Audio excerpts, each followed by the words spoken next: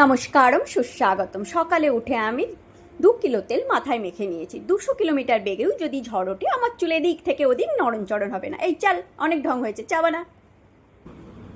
এরপর চায়ের মধ্যে আমি পর্যাপ্ত পরিমাণে এলাচ দিয়ে দেবো, আদা দিয়ে দেবো, এরপর দিয়ে দেবো দুধ।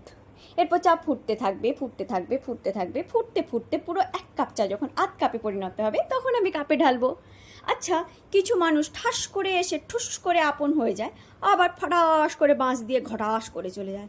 কেন হয় বাবা? হ্যাঁ, তো বাঁশ খেতে খেতে না আমি পুরো একটা বাঁশ হয়ে গেলাম, বিশ্বাস। যাকে যা, যে যত বাঁশ দিবি দে, আমার কোনো অসুবিধা নেই। এই যে চায়ের যে ধোঁয়াটা দেখছেন, সেই ধোঁয়ার সাথে আমি বাঁশগুলোকে সব হুস করে উড়িয়ে দেবো। তা না হলে এই যে চামচ দিয়ে চায়ের সাথে ঘুটে ঢক করে গিলে নেবো।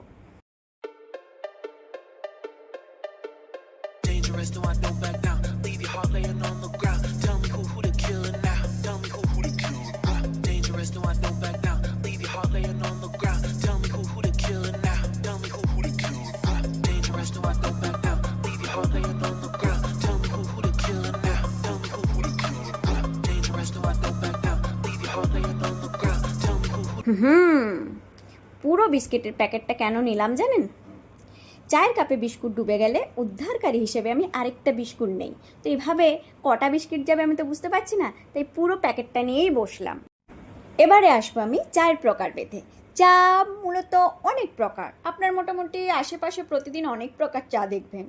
এই যেমন ধরুন দুধ চা, লিকার চা, আদা চা, লেবু চা, বিচার চা, মাপ চা, এদিকে চা ওদিকে চা, এটা চা ওটা চা। আর সব থেকে বড় কথা কি জানেন? চামচা। এটা একটা বিশাল বড় কথা। চামচা দেখবেন আপনার আশেপাশে সর্বদিকে ঘুরে বেড়াচ্ছে, অফিসে, বাড়িতে, বাড়ির পাশে, সর্বদিকে 10 দিক আছে না, 10টা দিকেই আপনার চামচা ঘুরে বেড়াচ্ছে। যাই হোক, এখনকার মতো আমি ক্যামেরা থেকে বিদায় নিচ্ছি, ফেসবুক থেকে নয়।